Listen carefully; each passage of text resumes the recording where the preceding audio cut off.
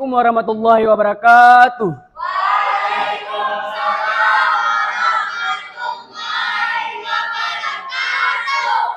Baik, selamat siang kawan-kawan. Oke, hari ini kami ingin mempresentasikan tugas kelompok PowerPoint kami mengenai persatuan dan kesatuan bangsa dari masa ke masa. Tapi sebelumnya kami mengucapkan terima kasih kepada Bapak Yusmadi SPD yang telah memberikan kami kesempatan dan waktu untuk mempresentasikan hasil kerja kelompok kami.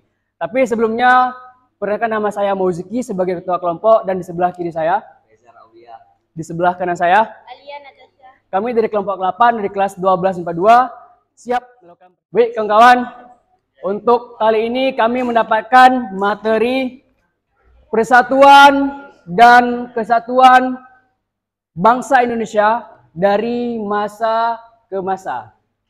Perhatikan displaynya. Kami hari ini mendapatkan materi dinamika persatuan dan kesatuan bangsa dalam konteks Negara Kesatuan Republik Indonesia. Submaterinya atau subfokus yang kita bahas hari ini yaitu persatuan dan kesatuan bangsa Indonesia dari masa ke masa. Oke, di sini saya pakai moto ya. Light up the dream to catch up to brighter futures. Light up the dream to catch up the brighter futures.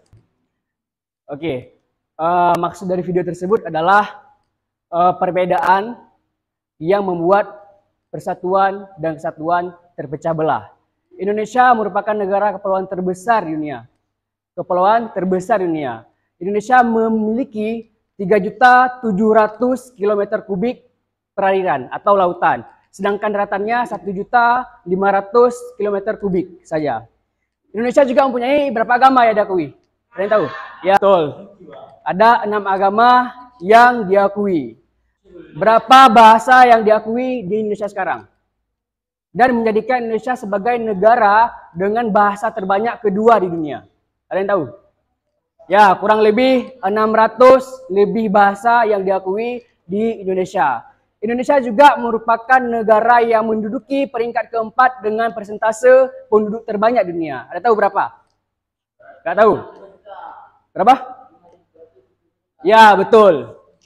Menurut Badan Pengamat Statistik mengumumkan bahwa pada tahun 2019 hasil sensus penduduk di Indonesia yaitu 275 juta jiwa. Ya, yang 86%-nya menganut agama Islam. Oke, kita next.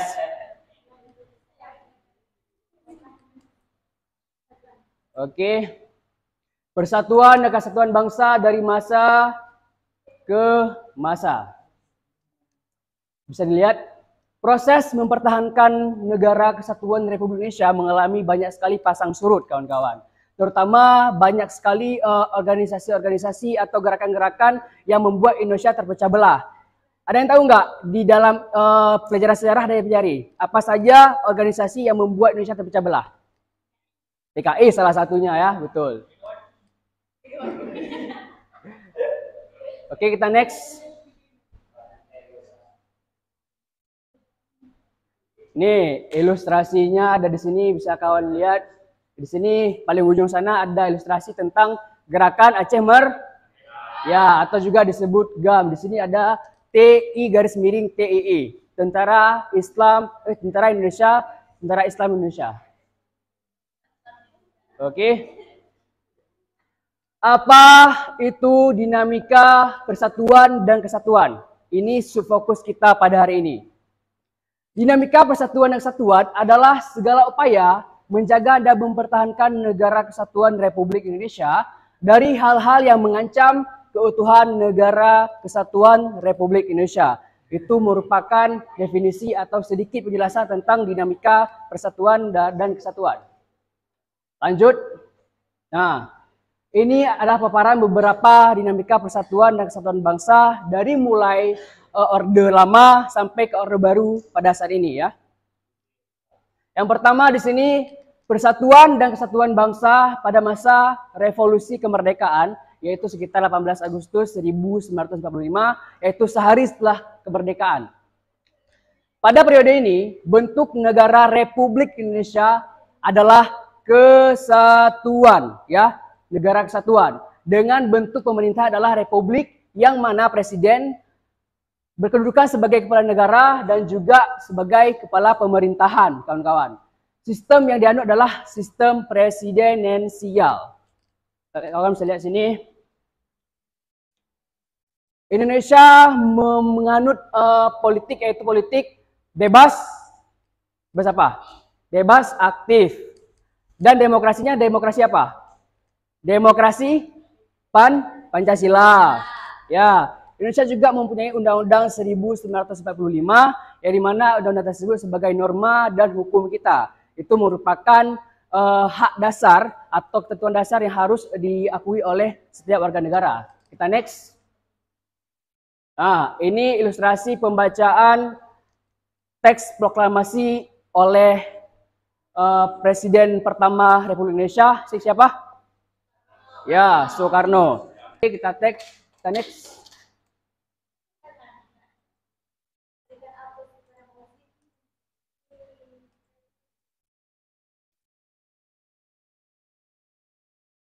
Nah, ini beberapa organisasi atau gerakan yang merongrong persatuan dan kesatuan bangsa Indonesia atau yang membuat atau pemicu dari terpecah belahnya Republik Indonesia.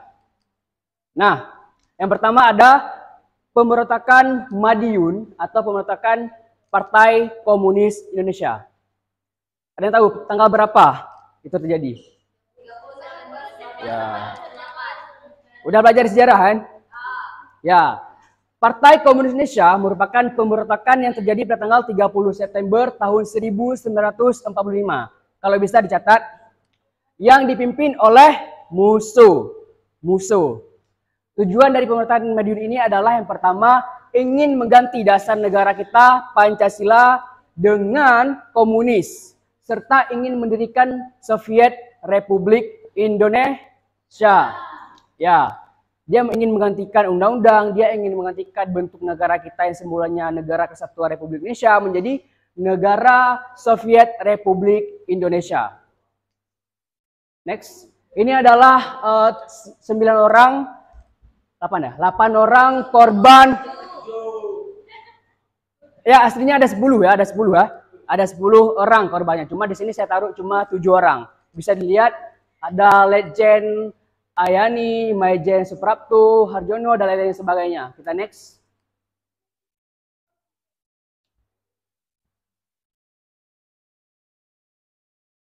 Ya, yang kedua ada gerakan Darul Islam garis miring Tentara Islam Indonesia atau DITII. Jawa Barat. Sebetulnya ada beberapa, ini ada Jawa Barat, ada Aceh, Sulawesi Selatan, Maluku Selatan, dan lain-lain sebagainya. Cuma di sini saya taruh satu aja. Pemberontakan DITII di Jawa Barat dipimpin oleh Sekar Maji Kartosuwirjo. Saya ulangi, oleh Sekar Maji Kartosuwirjo. Yang memiliki cita-cita untuk mendirikan negara Islam Indonesia. Cita-citanya membentuk negara Islam Indonesia atau disebut juga NII diwujudkan melalui proklamasi dikemenangkan pada tanggal 7 Agustus 1949 di Cisayung, Jawa Barat. Kartika, Jawa Barat, Cisayung nggak? Tahu di mana? Nggak tahu. Untuk mengatasi pemberontakan ini yang dilakukan oleh Kartosuwirjo adalah pasukan TNI dan rakyat menggunakan operasi Pagar Betis. Dicatat, operasi Pagar Betis di Gunung Geber. Akhirnya pada tanggal 4 Juni 1962, Kartosuwirjo berhasil ditangkap dan dijatuhi hukuman mati. Oke, ini sekilas untuk DITII Jawa Barat. Ini ilustrasinya para tentaranya yang ingin melakukan perang.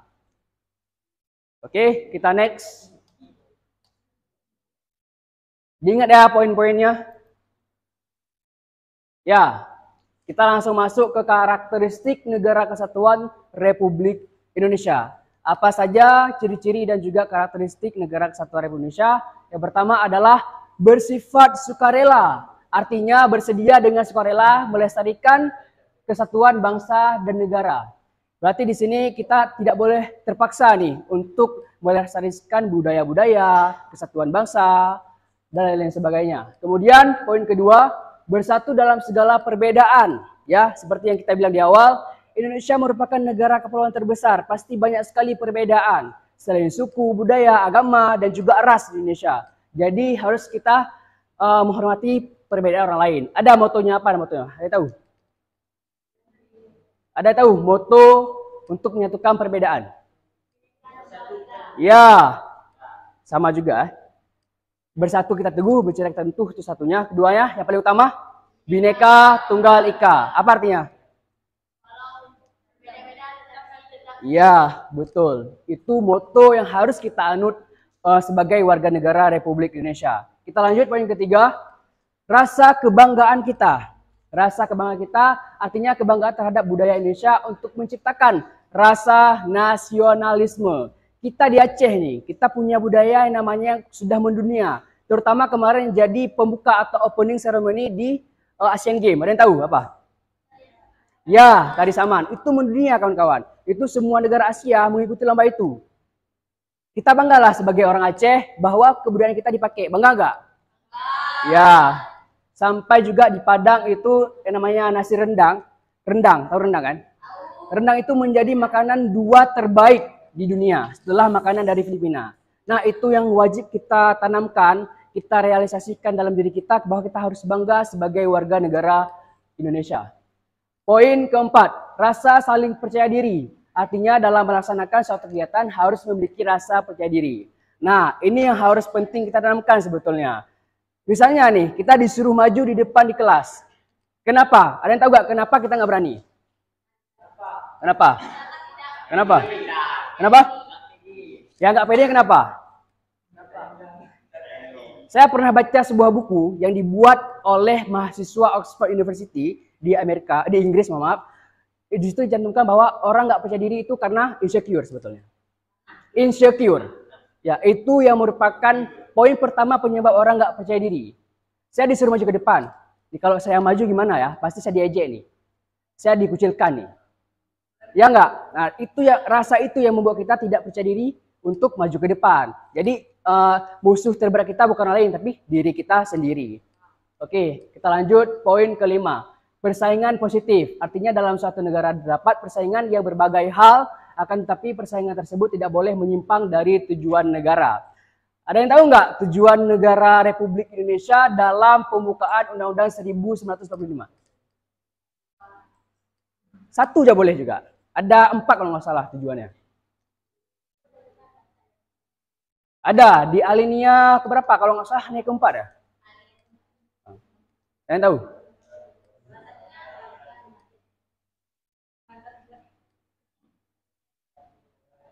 Oke, mencerdaskan kehidupan bangsa. 1. Melaksanakan ketertiban dunia. Nah, itu dua contoh saja yang saya ingat. Itu tujuan Negara Kesatuan Republik Indonesia yang tercantum dalam pembukaan Undang-Undang 1945. Oke, kita next. Nah, ini ilustrasinya. Ada di sini di bawah ada baju adat Indonesia ya, banyak sekali. Kemudian di atasnya satu nusa, satu bangsa, satu bahasa Indonesia. Kemudian bersatu kita teguh, bercerai kita runtuh. Kita next. NKRI harga mati. Nah, pembentukan negara kesatuan bertujuan untuk menyatukan seluruh wilayah Nusantara agar menjadi negara yang besar dan juga kukuh tentunya dengan kekuasaan negara yang bersifat sentralistik. Ya, dicatat bersifat sentralistik. Tekad tersebut sebagaimana tertuang dalam alinea kedua pembukaan Undang-Undang 1945 yang berbunyi, dan perjuangan pergerakan kemerdekaan Republik Indonesia telah sampailah pada saya berbahagia dengan selamat sentosa mengantarkan rakyat Indonesia ke depan pintu gerbang yang bersatu, berdaulat, adil dan makmur. Undang-Undang Dasar RI tersebut tahun 1945 mengukuhkan keberadaan Indonesia sebagai negara kesatuan yang menghilangkan keraguan terhadap pecahnya negara kesatuan Republik Indonesia dalam pasal-pasal Undang-Undang 1945 kawan-kawan. Oke, itu sedikit. Kemudian ayat 1 ini merupakan undang-undang paling dasar. Paling dasar di negara kita. Coba dibaca.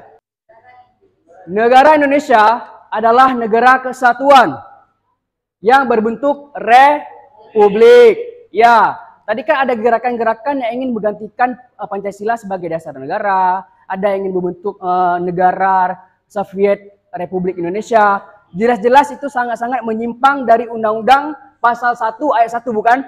Ya, sangat menyimpang. Jadi gerakan-gerakan tersebut sangat-sangat membuat atau memicu terpecah belahnya negara kesatuan Republik Indonesia. Ya, jelas sangat menyimpang dari pasal 1 ayat 1.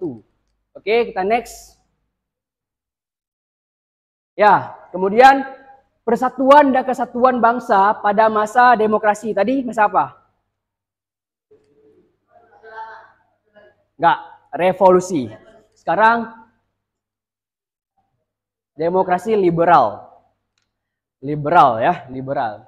Sekitar tahun 6 September 1950 sampai dengan 5 Juli 1959. Ya. Bentuk negara Indonesia pada periode ini adalah kesatuan yang kekuasaannya Insinyur Soekarno dan Dr. Andus Muhammad Hatta kembali mengisi dua jabatan tersebut pada masa demokrasi liberal. Ya. Sistem pemerintahan yang dianut pada periode ini adalah sistem parlementer dengan menggunakan kabinet parlementer yang dipimpin oleh seorang Perdana Menteri. Biasanya kalau di Indonesia, misalnya presidennya Soekarno, pasti disebut kabinet Soekarno. Kalau Jokowi sekarang, Presiden Jokowi, kabinet ya. Kabinet-kabinet itu bisa juga wakil presiden, menteri-menterinya. Oke, keempat, persatuan dan kesatuan bangsa pada masa Orde Lama. Udah 3 masa nih, revolusi, demokrasi liberal, dan juga Orde Lama yang berlangsung 5 Juli 1959 sampai dengan 11 Maret 1966. Oke, ini paling penting nih. Dekret Presiden tanggal 5 Juli 1959 telah membawa kepastian kepada negara kesatuan Republik Indonesia untuk kembali pada Undang-Undang 1945 sebagai konstitusi atau sumber hukum kita yang berkedudukan sebagai asas penyelenggaraan negara kita. Ya, undang-undang tersebut menjadi asas atau dasar penyelenggaraan negara kita. Sejak berlakunya kembali Undang-Undang 1945, Presiden berkedudukan sebagai kepala negara dan sebagai kepala pemerintahan. Ini ilustrasinya Bapak Soekarno bertemu dengan orang-orang penting ya. Circle ngeri ini. Nah, next. Ya, ini sedikit ya karena kita di Aceh, kita sedikit kita jelasin tentang Danul Islam, Tentara Islam Indonesia di Aceh. Tindakan ini dipimpin oleh Daud Berh. Dicatat ya, Daud Berh namanya. Berh. Yang merupakan mantan gubernur Aceh. Pemberontakan ini disebabkan oleh status Aceh yang semula menjadi daerah istimewa diturunkan menjadi daerah kerasidenan di bawah Provinsi Sumatera Utara. Rupanya sebelum masalah konflik GAM dan TNI, ternyata Aceh sudah disebut dengan daerah istimewa. Luar biasa emang. Oke.